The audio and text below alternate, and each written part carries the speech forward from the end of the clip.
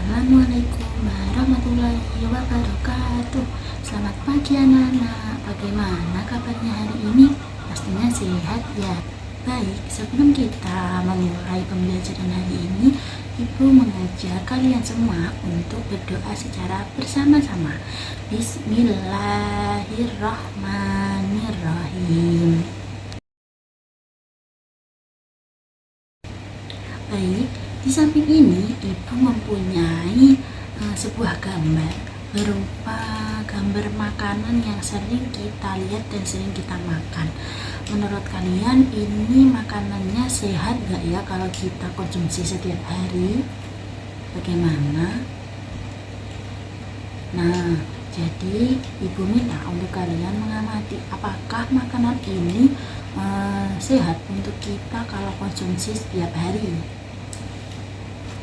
Lalu, apa yang akan terjadi jika kita mengonsumsi makanan seperti di samping Ibu kalau kita konsumsi setiap hari, dan apakah kita harus memakan makanan yang bergizi setiap hari? Pastinya iya ya. Apa itu pola hidup sehat? Ada yang tahu apa itu pola hidup sehat? Pola hidup sehat itu adalah kebiasaan menjaga keseimbangan tubuh secara fisik, mental, dan sosial, terutama yaitu dengan gizi seimbang, aktivitas fisik seperti berolahraga setiap pagi atau seminggu 1 kali itu merupakan dari pola hidup sehat. Yang ketiga itu istirahat yang cukup. Jadi jangan sering-sering begadang ya, karena kalau kita sering begadang, tidur tidak teratur, pola hidup kita itu bisa tidak sehat. Baik, tujuan dari pembelajaran hari ini nanti Ibu harap peserta didik dapat menjelaskan pentingnya makanan bergizi. Yang kedua, menemukan informasi penting dari bacaan. Yang ketiga, menyajikan data sederhana dalam tabel atau diagram. Yang terakhir, membuat poster edukasi tentang makanan bergizi.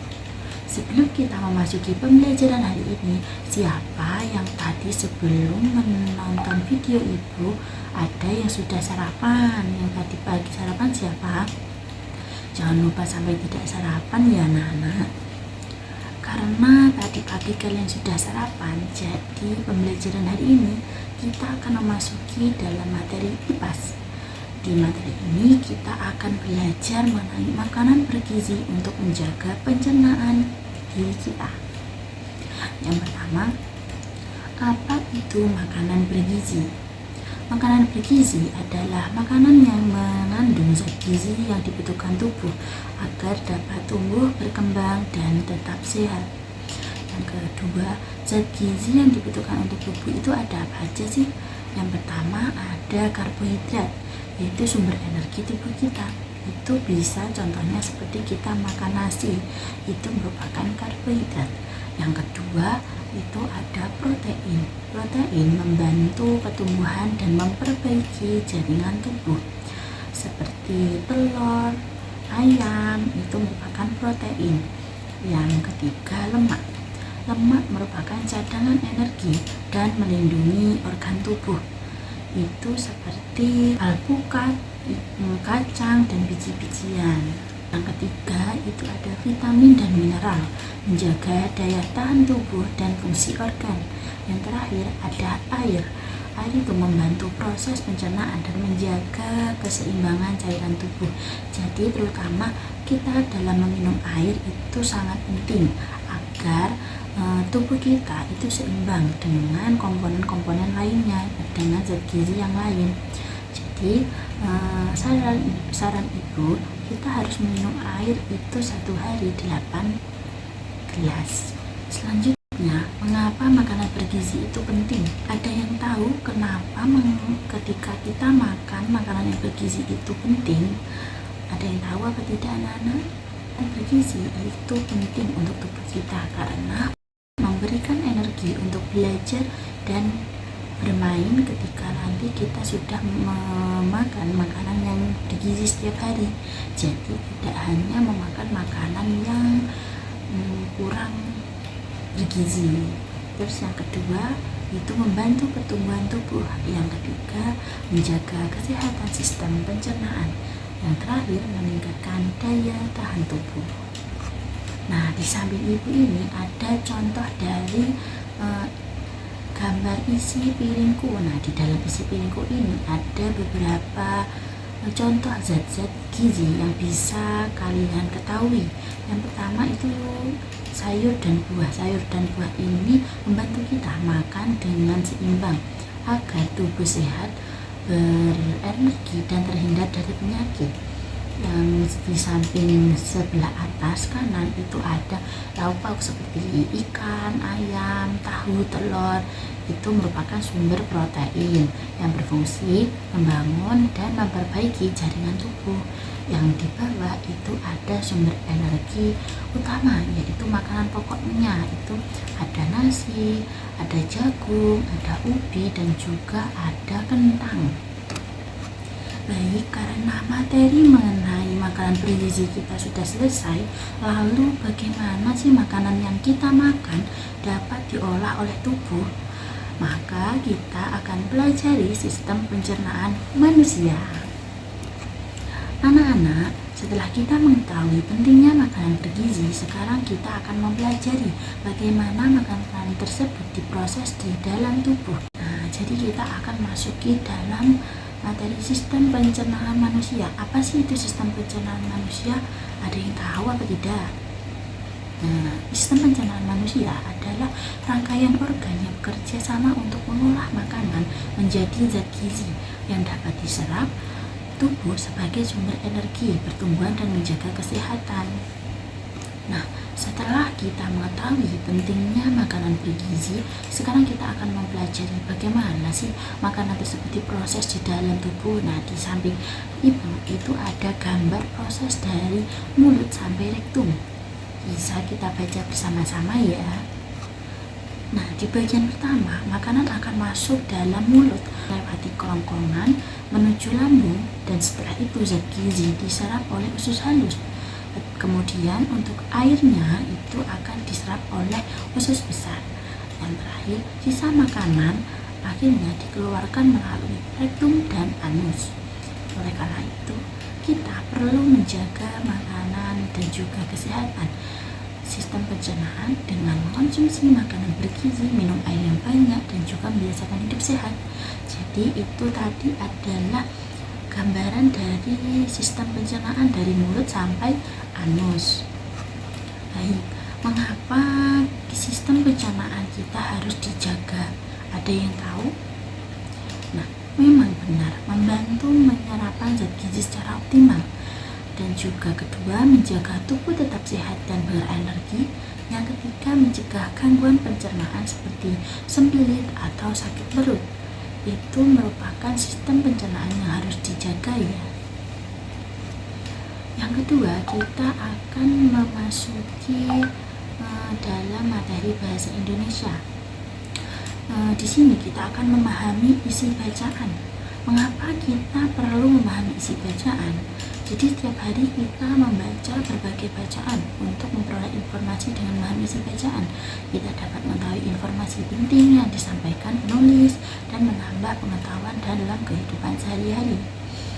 Ada yang tahu langkah-langkah dalam kita memahami isi bacaan itu seperti apa? Apakah seperti hanya membaca biasa lalu kita menyimpulkan, atau ada syarat-syarat tertentunya? Jadi yang pertama itu kita harus membaca bacaan dengan seksama. Yang kedua, menemukan informasi penting. Yang ketiga, memahami isi bacaan secara keseluruhan. Dan yang terakhir itu menyampaikan kembali isi bacaan itu dengan kalimat kita sendiri. Nah, di samping ibu ini, ibu memiliki teks bacaan mengenai mengapa kita harus makan sayur. Nah, kalian bisa membacanya ya untuk di gambar ibu ini.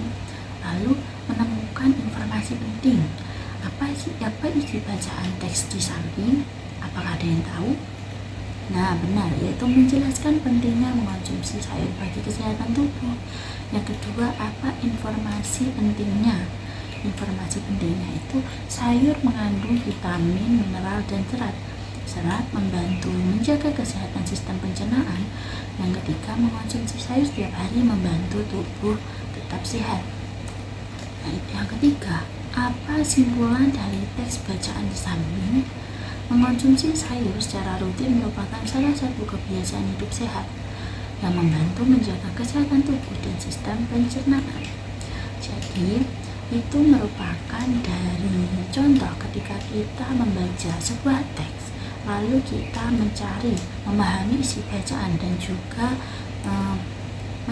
menemukan informasi penting yang ada pada teks bacaan. Jadi semoga nanti berharap kalian ketika membaca teks, kalian tahu apa sih yang ada di dalam teks itu, apa sih yang bisa kita pahami, kita ambil informasi pentingnya, lalu apa yang bisa kita simpulkan sendiri. Jadi berharap nanti kalian bisa ya dalam membaca teks bacaan-bacaan lainnya.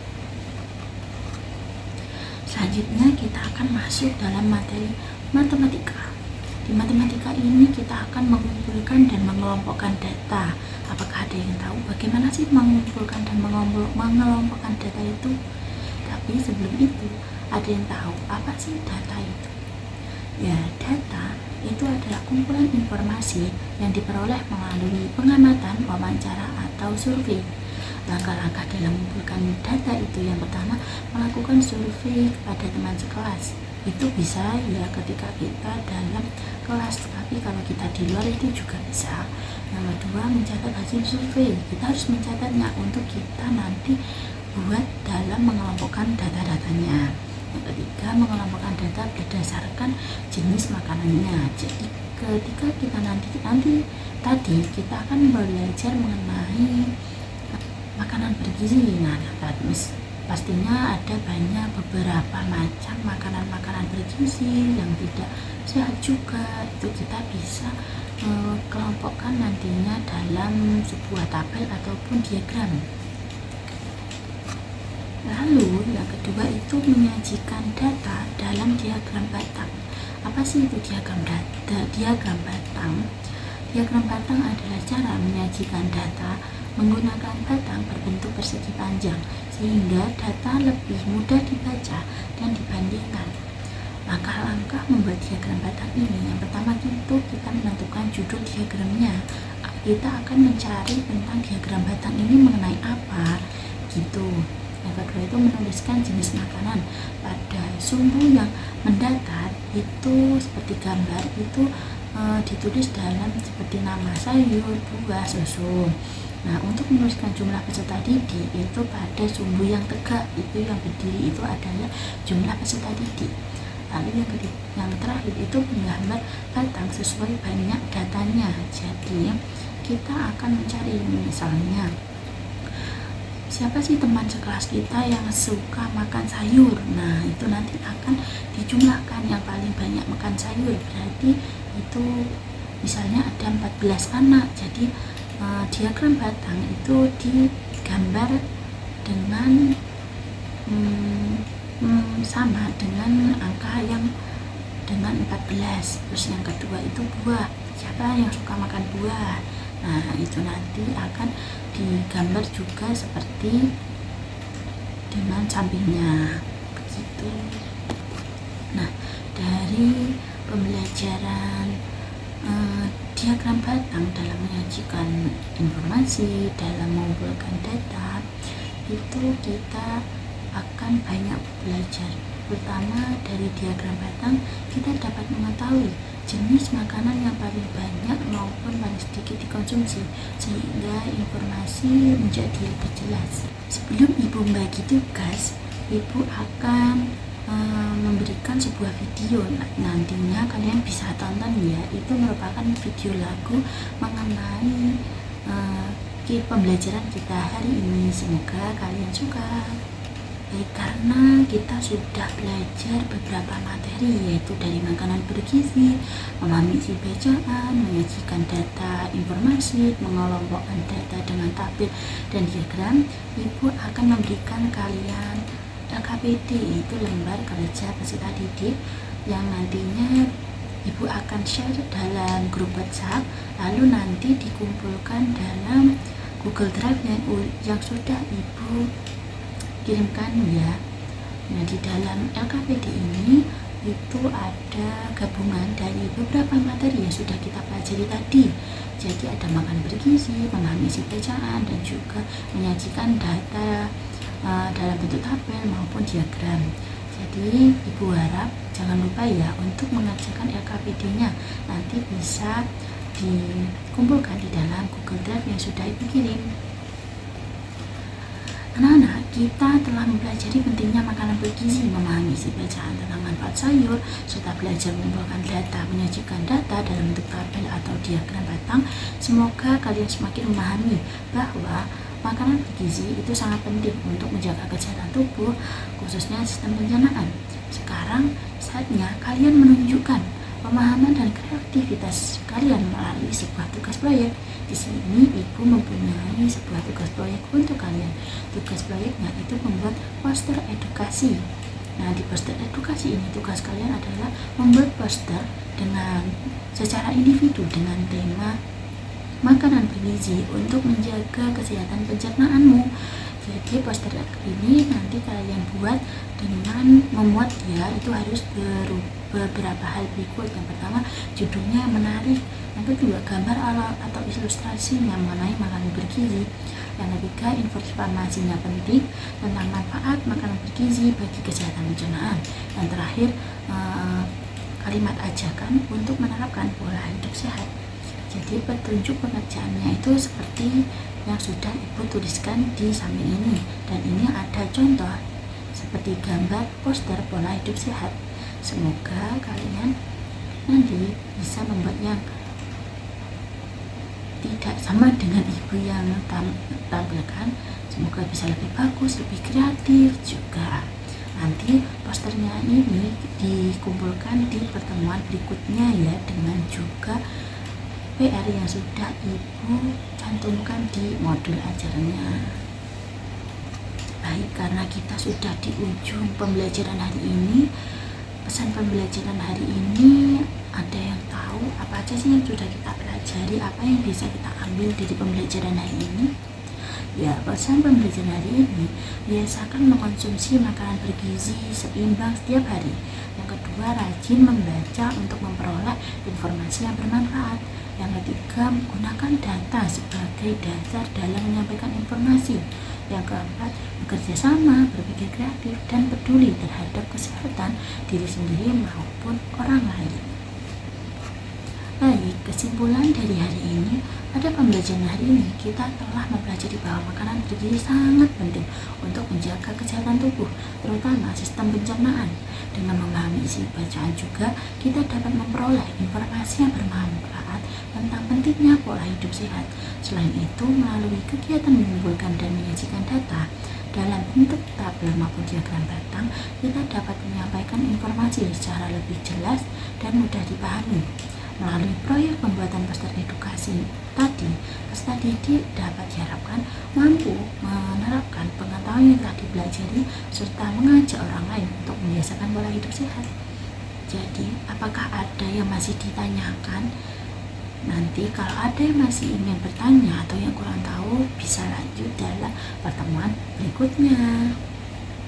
Jangan lupa ya, Ibu mempunyai tugas proyek untuk kalian yang akan dikumpulkan di minggu depan beserta pekerjaan rumah yang sudah Ibu cantumkan di modul. Jadi sekian dari Ibu, kita akhiri dengan hamdalah, alhamdulillahirabbil alamin. Wassalamualaikum warahmatullahi wabarakatuh. Terima kasih anak-anak.